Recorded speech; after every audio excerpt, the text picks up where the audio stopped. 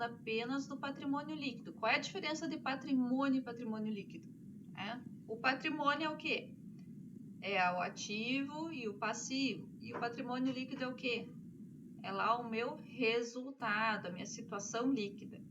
Tá? Então, a diferença do ativo e do passivo. Então, tem essas pequenas diferenças, são sutis, mas a gente precisa analisar com atenção. Então, observe essas questões, essas diferenças entre os atos administrativos e os fatos administrativos, porque agora nós vamos olhar a classificação dos fatos administrativos. Então, os fatos administrativos são aqueles que provocam alterações no patrimônio, né? Então, em todo o patrimônio. E daí, dentro dos fatos administrativos, nós vamos ter aqueles que podem ser classificados como permutativos, qualitativos ou compensativos, que eles não provocam alterações no patrimônio líquido, né? Ou seja, eles representam apenas permutas, trocas entre elementos ativos, passivos ou entre ambos simultaneamente. Mas o patrimônio líquido, ele não altera a situação líquida, tá? Então, geralmente ocorre naqueles casos onde eu não tenho nenhuma receita, nenhuma despesa, né? Depois, nós temos lá os fatos modificativos ou quantitativos, que são aqueles que provocam variações, né, ou modificações no patrimônio líquido. Então, esses aqui geralmente são aqueles que têm despesas e receitas. E temos também aqueles fatos mistos, que eles vão envolver ao mesmo tempo um fato permutativo e um modificativo. Então, eu vou ter fatos permutativos e modificativos. Exemplo, um pagamento de uma duplicata com desconto ou com juros, né? Então, o desconto obtido, ele é uma receita. Os juros pagos ou juros passivos é uma despesa. A duplicata é uma conta patrimonial. Então, eu tenho um fato que é permutativo, porque eu tiro o dinheiro do caixa para pagar uma duplicata, mas tenho também o pagamento ou o pagamento de um juros ou recebendo um desconto, e daí é um fato modificativo. Então, por isso que daí seria enquadrado no misto, certo? Bom, e daí nós temos, né? Prof, Oi, pode tem falar. como dar mais um exemplo? Tem. Nós vamos fazer isso agora em seguidinho, depois desse slide, tá? Então, nós temos os fatos permutativos entre elementos ativos, né? Vamos começar a dar exemplos, então, aqui, ó. Permuta entre elementos ativos. Então, que fato que poderia ocorrer que altere apenas elementos do ativo? Imagine que eu tenho caixa, né? Que eu posso alterar. Então, todo recebimento e toda saída de caixa. E tenho que ter mais um elemento do ativo. Então, digamos, a compra de um automóvel à vista, né? Eu só mexo em elementos ativos, porque se é à vista, está saindo dinheiro do caixa. No momento que eu compro um bem, né, um automóvel, ele está aumentando a conta veículos, que é ativo. Fatos permutativos entre elementos passivos. O que eu poderia ter, então, que só alterasse elementos passivos? Vamos ver o que? Pode ser a renegociação de uma dívida. Por exemplo, a dívida era de curto prazo, eu renegocio conseguindo um prazo maior para aquela dívida. Então, eu estou apenas permutando o elemento do passivo. Posso ter fatos permutativos entre elementos ativos e passivos, acarretando aumento no patrimônio, né? Então, que fato seria esse? Por exemplo, para aumentar o patrimônio, eu tenho que aumentar o total do ativo e o total do passivo. Então, eu poderia ter, por exemplo, uma compra de mercadorias a prazo, né? Estou permutando elementos do ativo e passivo, né? do ativo seria estoque de mercadorias, que está aumentando. E no passivo, o que aumentaria? Aumentaria duplicatas a pagar ou fornecedores. Então, lá aumentaria também. Então, isso aqui é o aumento no patrimônio. Fatos permutativos entre elementos ativos e passivos, agora acarretando diminuição. Próprio pagamento das duplicatas a pagar, né? Então, eu teria uma diminuição no meu caixa, que é um ativo, e a diminuição no passivo seria a diminuição da minha obrigação a pagar, então, da duplicata a pagar, certo? E daí eu teria os fatos modificativos aumentativos, né? Que são aqueles que aumentam o patrimônio líquido, né? Então, esses fatos modificativos seriam, então, o que aumenta o patrimônio líquido? Seriam quando eu tenho contas de receitas, tá? Então, por exemplo, o pagamento de uma duplicata com desconto. Então, eu teria, né, uma diminuição no patrimônio em geral, mas eu tenho um aumento no patrimônio líquido. E o fato modificativo diminutivo, eu teria uma diminuição no patrimônio líquido. Ou seja, poderia ser o mesmo pagamento da duplicata, porém agora com juros. Esses juros estão diminuindo o meu patrimônio líquido, são despesas, né? Então, os diminutivos, eles teriam aqui contas de despesas e os aumentativos teriam contas de receitas.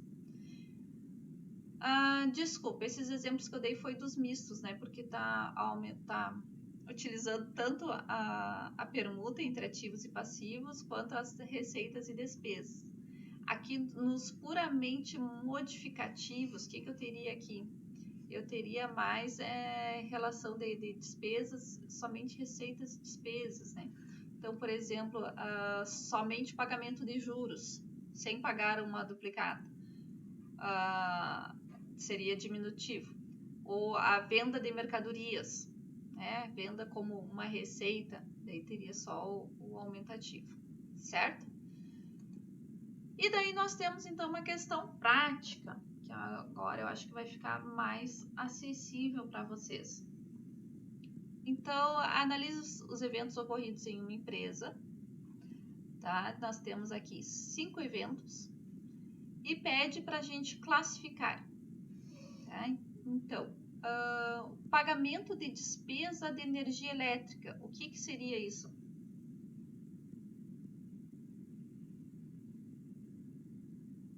Ela é uma despesa. Quais os elementos que mexem? Tá mexendo lá no caixa, nesse pagamento, tá diminuindo o caixa, certo? Despesa e tá mexendo uma despesa. Então, o que ele é? No contas a pagar? Não, é que ele tá colocando específico que é uma despesa. Ele não tá pagando contas a pagar.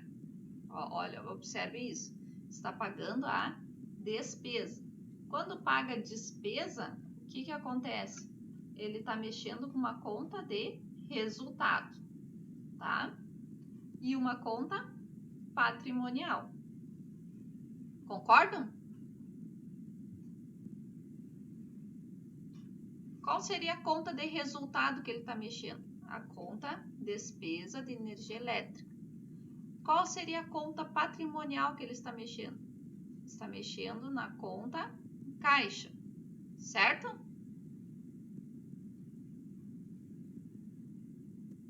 Sim. Ok? Então tá. Bom, se eu estou mexendo com uma conta de despesa, uma conta de resultado, eu estou modificando o meu patrimônio líquido. Concordam?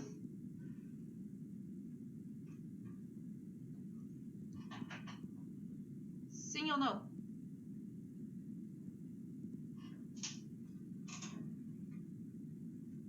Eu acho que vocês não estão concordando. Ou estão concordando. Sim.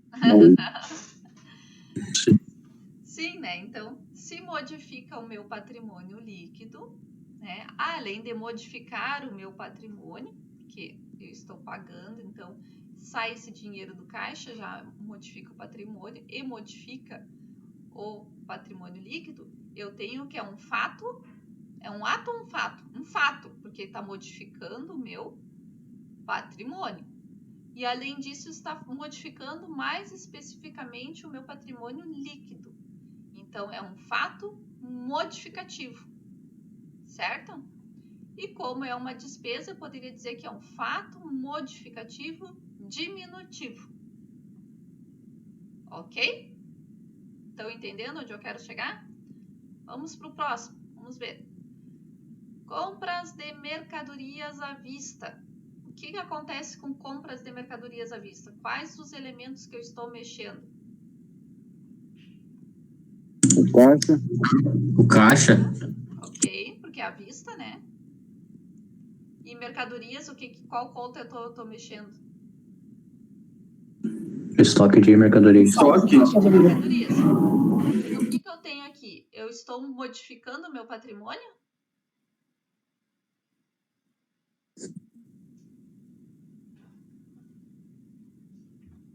Sim, né? Eu estou alterando o patrimônio. Altero. De forma qualitativa, não quantitativa, porque o total do meu ativo vai permanecer o mesmo. Né? Vai diminuir o caixa. Mas uma... Oi?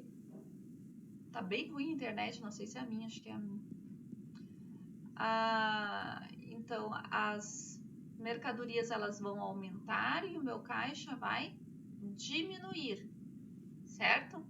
Então, o que ocorre? É um fato permutativo, tá? Então, essa 2, porque ocorre uma permuta entre elementos do ativo, ok? A próxima. Recebimento de 5.000 referente a receitas de aluguéis. Bom, eu tenho aqui uma conta de receita e tenho um recebimento. Aonde que entra esse recebimento?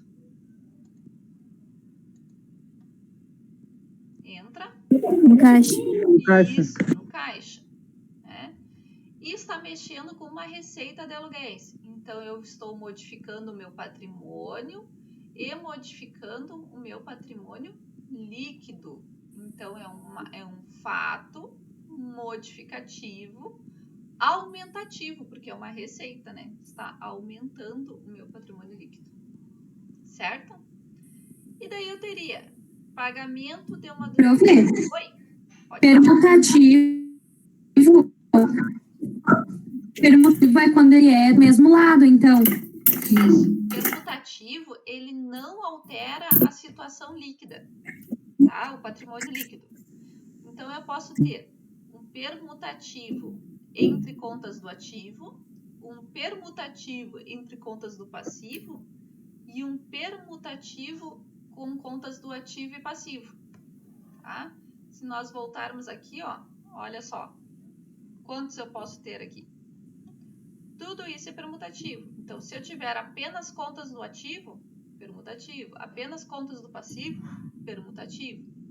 Se eu tiver uma conta do ativo e passivo, daí eu posso analisar ainda se os totais de ativo e passivo estão aumentando, eu tenho um permutativo aumentativo. Se os totais do ativo e passivo estão diminuindo, eu tenho um permutativo diminutivo. Né? Não sei se eu respondi. Era isso? Sim, obrigada, prof. Ok.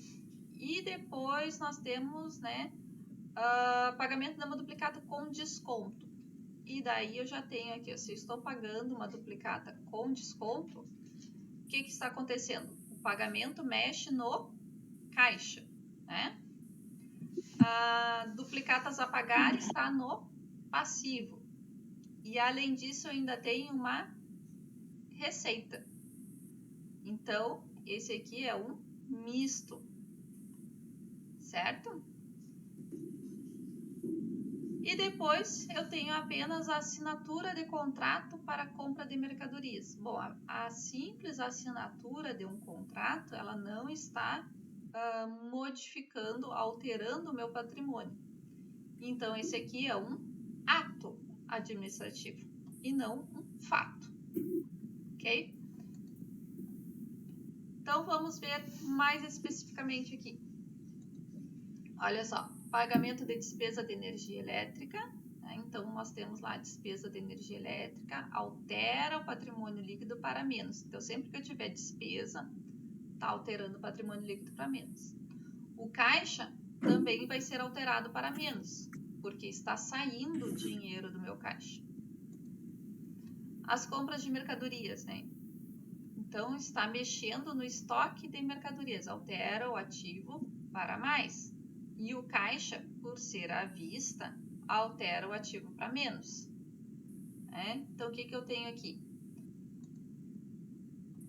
Aqui não coloquei o que era. Recebimento de 5.000 referente a receitas de aluguéis. O caixa, né? Vai alterar o caixa pelo recebimento. Então, está aumentando o meu ativo. E vai alterar receitas de aluguéis. Receita altera o patrimônio líquido. Então, vocês estão observando que o que altera o patrimônio líquido são as contas de resultado e não as contas patrimoniais? Então, eu tenho, sempre que eu tiver receita e despesa, vai alterar o meu patrimônio líquido. E receita e despesa é o quê? São contas de resultado. No outro, né? Pagamento duplicado com desconto. Duplicatas a pagar, altera o passivo para menos. Caixa, altera o passivo para menos. Sai o dinheiro do caixa, né? Diminui uma obrigação. E eu vou ter a receita com descontos obtidos. Então, esse aqui, né? Geralmente, 3 contas, eu vou ter um fato misto. E a assinatura de contrato não altera o patrimônio. Então, aqui, qual que seria? Eu tenho um ato administrativo, ok? Então, a B já não é, né? A A também já não. Então, fica aqui, ó, entre C e D. Um ato administrativo, 2 modificativos e 2 mistos. Não, se eu não me engano, é só um misto, né? Esse aqui.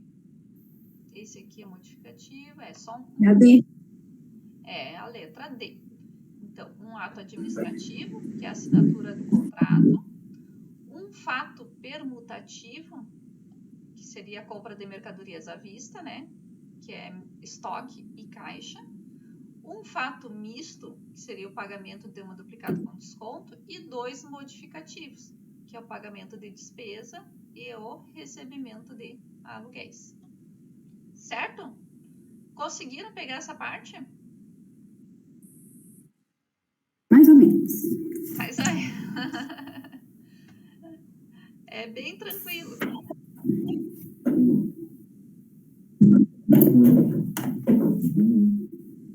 E daí nós vamos para os livros de escrituração.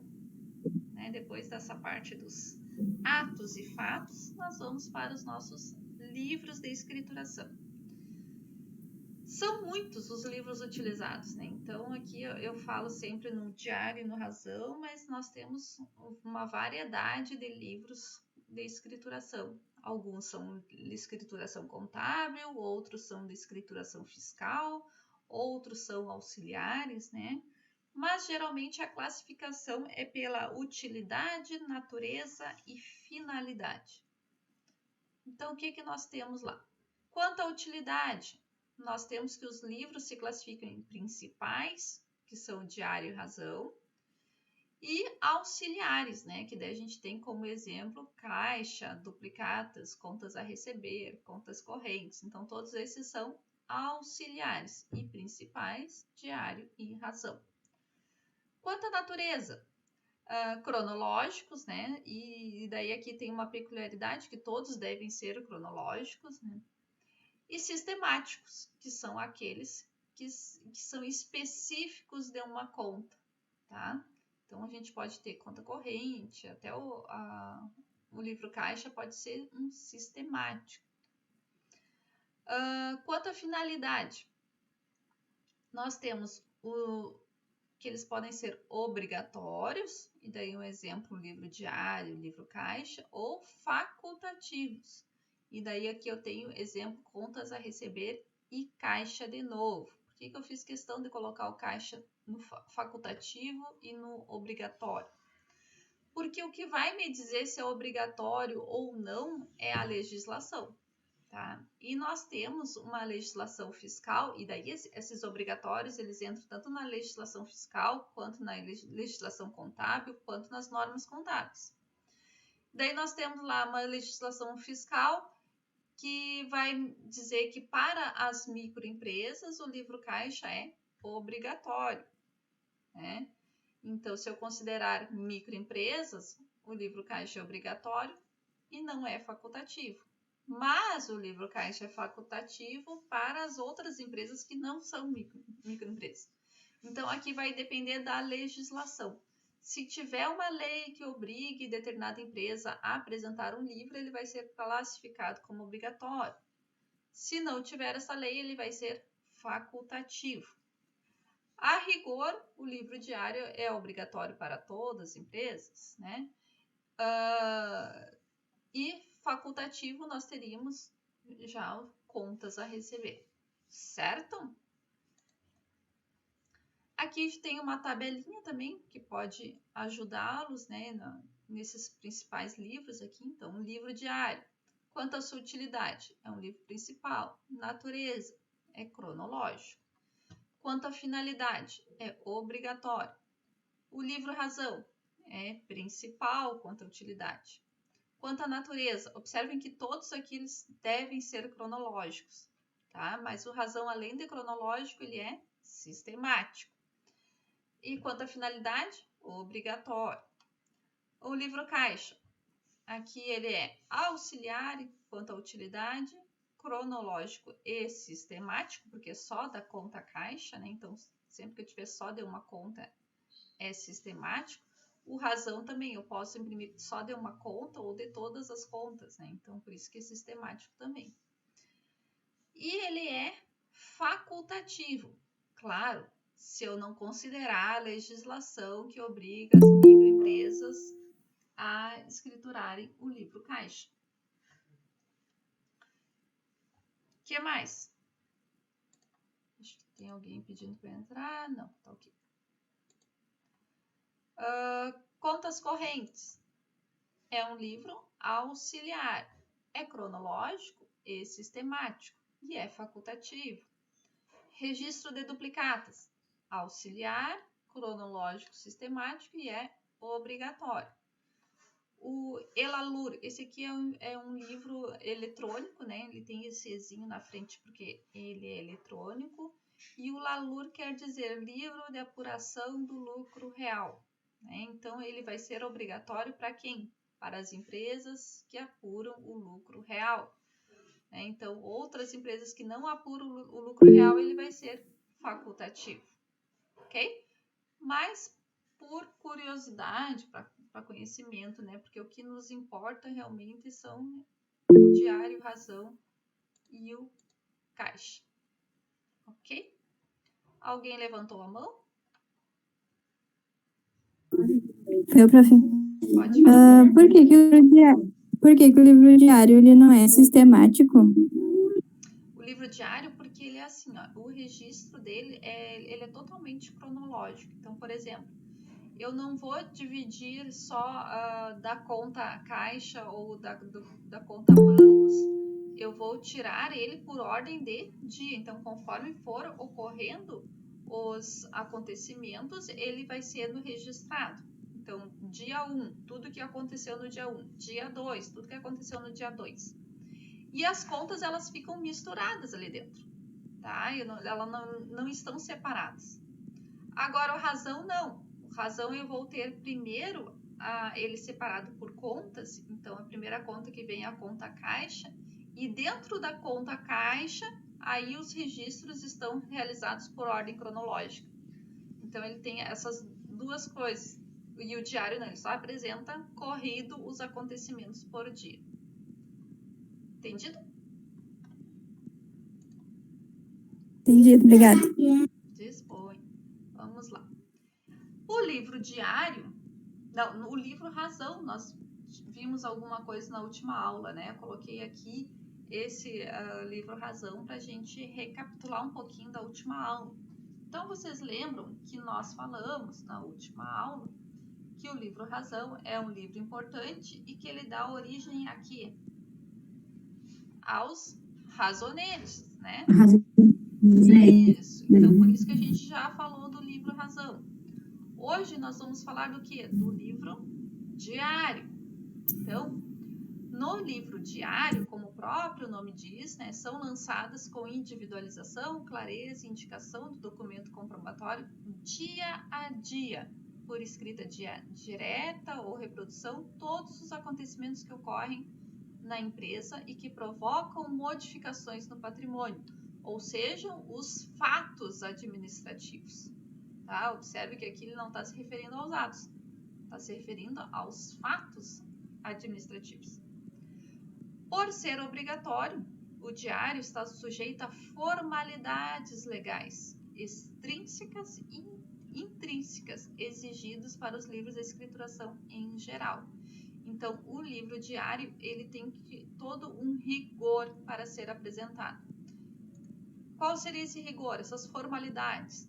Então, nós temos formalidades extrínsecas, que são aquelas externas. Então, diz lá que o diário ele tem que ser encadernado e numerado. Né?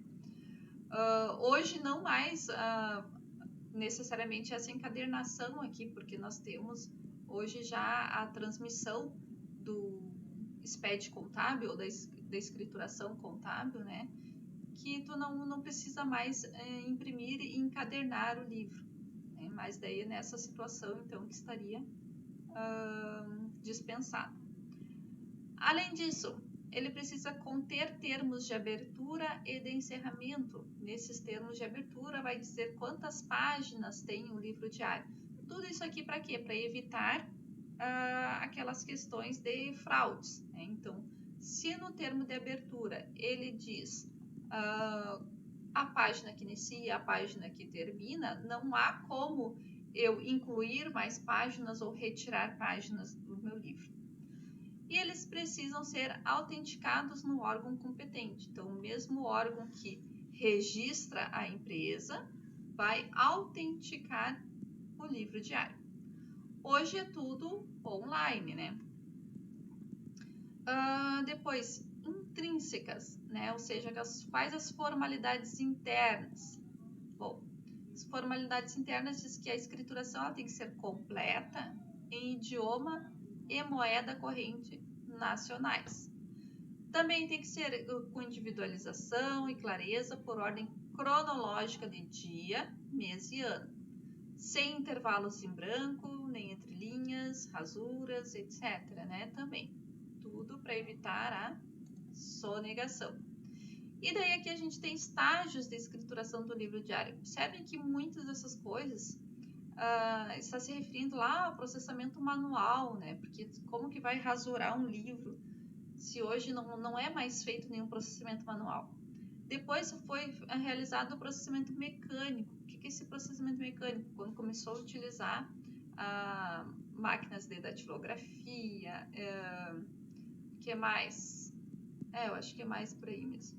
O processamento manual é mais aquela escrita à mão mesmo, né? É bem lá no início.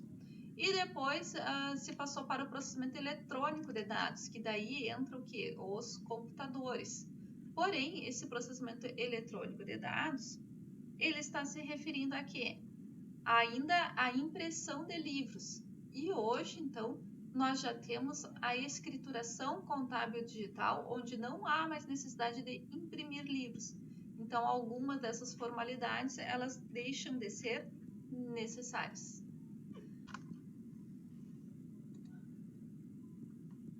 Bom, então, em relação aos métodos de escrituração. O que é um método de escrituração? É um modo de registro dos atos e dos fatos administrativos. Então, observe que aqui ele fala tanto de atos quanto dos fatos. Por quê? Porque eu vou ter alguns atos que, pela sua relevância, eles deverão ser registrados. Mas nós não vamos entrar nisso. Vamos ficar apenas com o registro dos fatos. Tá? Eu posso ter um método de escrituração das partidas por partidas simples e o método das partidas dobradas. Né? Então, o que seria a partida simples? por exemplo, ali o registro no livro caixa, né? O que seria apenas o registro de entradas e saídas. Esse método, então, ele é mais falho, né? Porque ele não controla todos os componentes patrimoniais. Então, aqui já não é possível fazer aquela prova real, né? E temos, então, o método das partidas dobradas, que daí sim é um método que permite o controle de todos os componentes patrimoniais. E o princípio fundamental é de que não há devedor sem que haja credor, correspondendo a cada débito um crédito de igual valor. E daí é por este método que nós vamos utilizar. Sempre o método das partidas dobradas, certo? E daí nós temos o nosso lançamento. A gente faz a escrituração por meio ou através do lançamento. Então, lançamento é a forma contábil de se processar o registro dos fatos no livro diário. Então, quais são os elementos essenciais do lançamento? Observe que a gente vai ter lançamentos tanto no livro razão quanto no livro diário. Na aula passada, nós vimos como que ocorre o lançamento no livro razão. Esse lançamento no livro razão é por meio dos razonetes, para fins didáticos, etc. Agora, o lançamento que eu estou falando aqui é para o livro diário. Então, o lançamento no livro diário, ele vai ter esses elementos essenciais, 5 elementos essenciais. O primeiro, local e data da ocorrência do fato. Segundo, conta a ser debitada.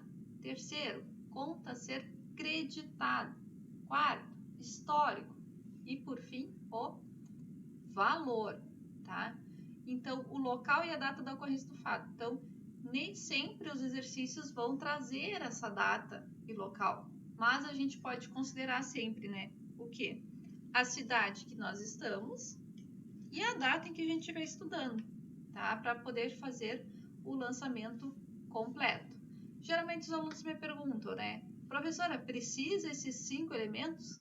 Sim, precisa ter esses 5 elementos, sim, tá? A conta ser debitada e a conta ser creditada, então aqui a dica é, primeiro nós vamos identificar os elementos e as contas a serem debitadas e creditadas. Então, por exemplo, a compra de um automóvel pago em dinheiro, né? Então, quais são os elementos? Eu vou identificar o elemento automóvel. Qual é a conta que eu vou utilizar? A conta veículos. Qual é o elemento? Dinheiro. Qual é a conta que eu vou utilizar para o dinheiro? Caixa. Tá? O histórico. O histórico é aquela historinha, né? Do que está acontecendo, descrevendo o fato, né? Então, ele deverá conter pelo menos o número e espécie do documento comprobatório, nome da pessoa ou empresa com quem se transiciona e identificação da coisa transacionada. E, por último, o valor do fato. Então, vamos ver o seguinte, para este fato aqui, ó, compra de um automóvel marca Brasil, ano X1, conforme nota fiscal número 1996, da Auto Comercial Limitada, no valor de 100 mil, pagos em dinheiro. Como que ficaria o nosso lançamento? Primeira coisa, qual é o primeiro elemento do lançamento? Data e local. Então, Isso, data local. isso. Então, vamos considerar o quê? A data de hoje, porque não está dizendo aqui, né? Se dissesse aqui, eu ia considerar a data que ele está falando, né? Mas ele não está falando data aqui. Então, vamos considerar a data de hoje. E a cidade em que nós estamos. Vamos ver a maioria de nós, né? Não sei se tem alguém que não está em Santa Maria. Mas vamos começar lá. Santa Maria, 7 de junho de 2021. Tá? Essa seria o primeiro elemento, né? Primeiro elemento essencial. Depois, nós vamos identificar quais os elementos contábeis que nós vamos utilizar. Então, compra de um automóvel, então nós temos o elemento aqui automóvel e temos o elemento aqui dinheiro, porque ele foi pago em dinheiro. Então, lembra aquele exercício que a gente fazia para identificar o fato, o que ele é, né? Então, ele é um fato que perguntativo, modificativo. Né? Quais são os elementos que eu tenho? Eu tenho o aumento de um ativo por automóvel e uma diminuição de dinheiro. Então, aqui ele é um fato permutativo, né? Só de elementos do ativo, certo? E quais contas que nós vamos utilizar aqui para registrar esses elementos? Aí, o que a gente deve fazer? Nós vamos lá no nosso elenco de contas ou no nosso plano de contas e vamos consultar quais contas eu posso utilizar para esses elementos aqui. Então, um automóvel. Qual conta que eu posso utilizar para automóvel aqui? Veículos. Veículos. Aqui. Então, essa é a conta que eu vou utilizar. Veículos. Qual conta que eu posso utilizar para dinheiro? Caixa. Caixa. Tá aqui. Então, essa é a conta que vai ser utilizada para caixa, para dinheiro. Então, vamos lá. Aqui.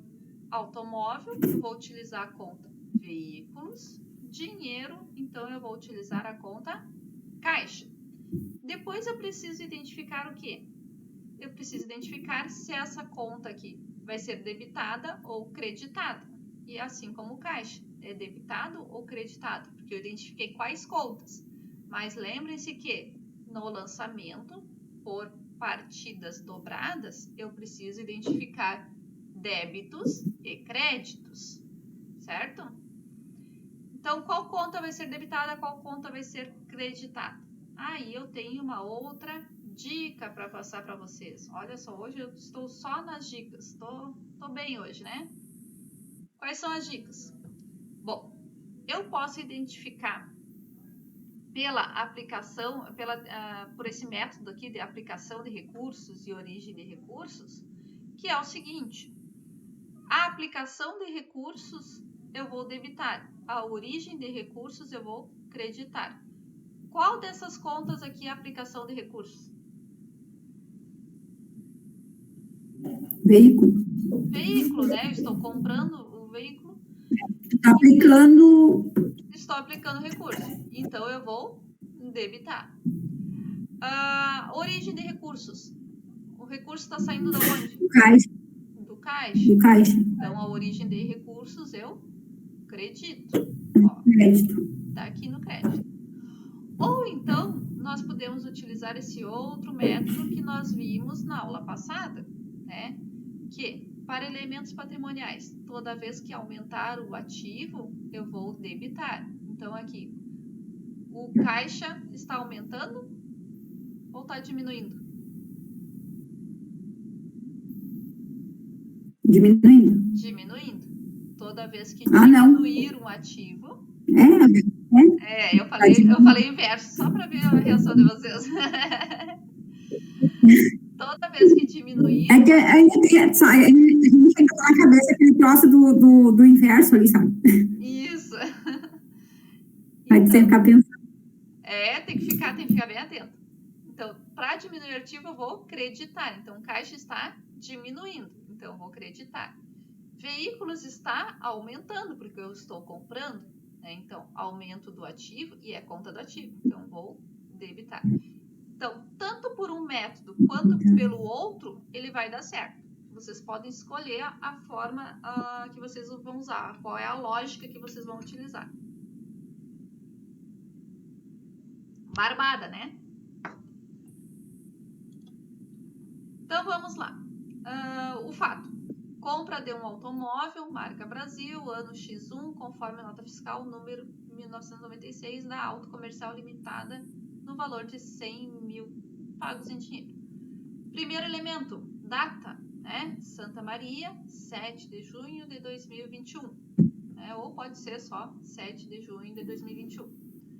As contas utilizadas, veículos e caixa. Observe que eu estou identificando qual conta eu vou debitar e qual conta eu vou creditar, tá?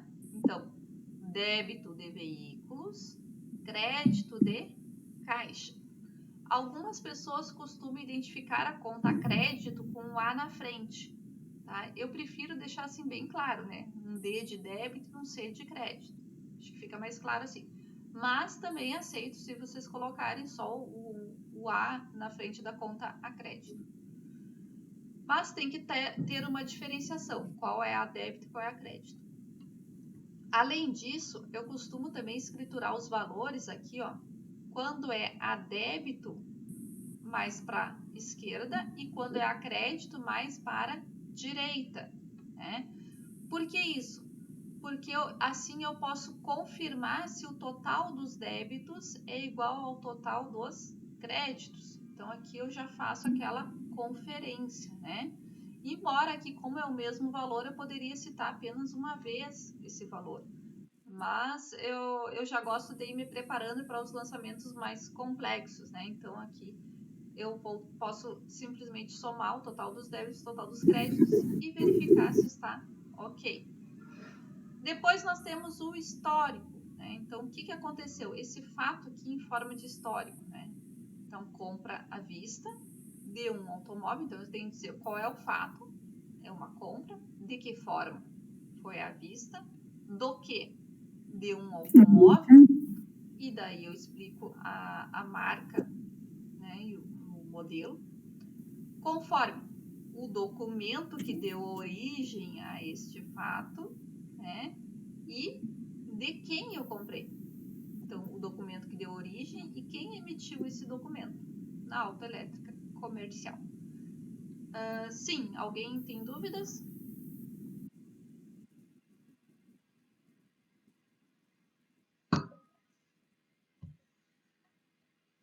Tudo certo?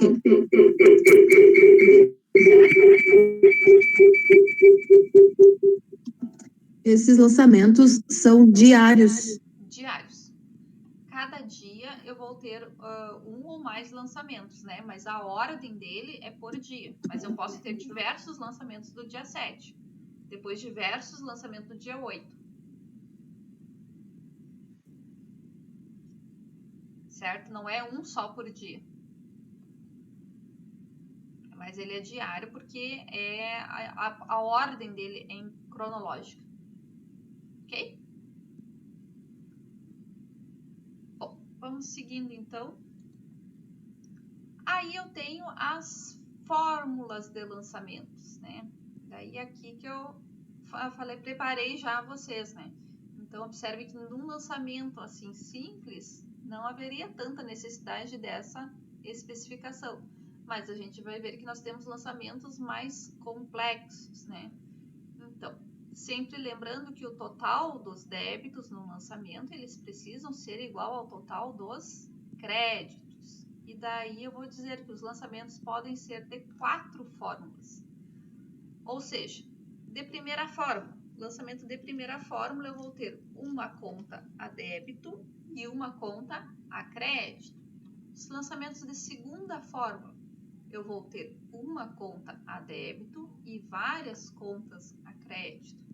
Mas o total dos débitos precisa ser sempre igual ao total dos créditos. Aqui eu posso ter várias contas, mas o valor vai ter que fechar. Lançamentos de terceira fórmula, eu vou ter várias contas devedoras e uma conta credora. Então, observe aqui, ó, a diferença entre o lançamento de segunda e de terceira fórmula. É só a ordem, ó. No caso aqui, ó, a devedora é uma e credora são várias. E no terceiro, são várias devedoras e credora uma. E o lançamento de quarta fórmula, eu vou ter várias contas a débito e várias contas a crédito. Certo? Quais seriam exemplos desses lançamentos? Então, eu teria, por exemplo, ó, o lançamento de primeira fórmula, um exemplo simples, pode ser esse anterior que a gente viu aqui, ó. É um lançamento de primeira fórmula, porque eu tenho uma conta a débito e uma conta a crédito. Um lançamento de segunda fórmula, eu vou ter uma conta a débito e várias contas a crédito. Então, poderia ser o quê? Vamos ver aqui um pagamento de uma duplicata com desconto, né? Por quê? Porque eu teria uma conta a débito, queria ser o débito de duplicatas a pagar, e várias contas credoras, né? Então, 2 ou mais. Que eu teria a conta credora seria o caixa e a outra conta credora seria os descontos obtidos ou receita com descontos. Lançamento de terceira fórmula, várias contas devedoras. Aqui poderia ser um pagamento de duplicatas com juros, né? Porque daí eu vou ter aqui débito de duplicatas a pagar, débito de juros e crédito de caixa, né? E o lançamento de quarta fórmula, aí seriam várias contas devedoras e várias contas credoras, né? O que nós poderíamos ter aqui de várias contas devedoras e várias contas credoras aqui para vocês? Só me vem em cabeça lançamentos mais complexos de apropriação. Mas agora em seguida nós vamos ver nos exercícios e eu acho que essa parte aqui vai ficar um pouquinho mais clara para vocês. Então, o que nós vimos hoje? Primeiro, nós vimos conceitos de escrituração, né? Aí vimos os atos e fatos administrativos. Nós temos atos que não precisam contabilizar e fatos que devem ser todos contabilizados. Dos fatos administrativos, eles podem ser ainda modificativos, quando alteram o patrimônio líquido, permutativos, quando não alteram o patrimônio líquido, ou mistos, né, que eu tenho fatos que alteram e não alteram. Livros de escrituração e classificação. Aí nós vimos os livros principais, né, que é o Diário e Razão, mais especificamente o Diário, porque o livro Razão a gente viu na aula anterior, e a classificação, né, como é que eles se classificam em relação ao se é obrigatório ou é facultativo, se é principal ou é auxiliar, ou então em relação a se ele é cronológico ou sistemático. Aí aprofundamos um pouquinho mais no livro diário, verificando as formalidades intrínsecas e extrínsecas e os estágios que ele tem passado, né? Desde a escrituração manual, a escrituração mecanizada, a escrituração, então, pelo processamento digital, e agora, então, a última, que depois, no final do semestre, nós vamos ver melhor, que é o SPED, né, ou a ECD. Aí vimos também os métodos de escrituração, que pode ser por partidas simples, partidas dobradas. Para escriturar um livro diário, nós vamos utilizar as partidas dobradas. E, por fim, vimos os elementos e as fórmulas dos lançamentos. Certo? Então, vamos praticar agora?